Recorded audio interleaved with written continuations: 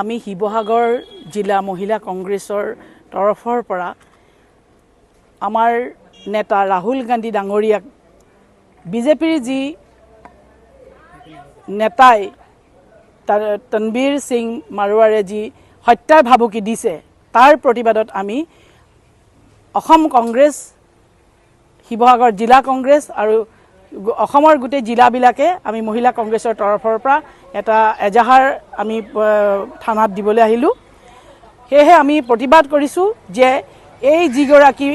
বিজেপিৰ গুণ্ডা তনবীৰ সিং মাৰোৱাৰক গ্ৰেপ্তাৰ দাবীত আমি সকলোৱে এজাহাৰ দাখিল কৰিছোঁ আৰু আমি আশা ৰাখিছোঁ যে আমাৰ এই এজাহাৰৰ ভিত্তিত তেওঁক অতি শীঘ্ৰে গ্ৰেপ্তাৰ কৰিব লাগে, এই আমাৰ দাবী।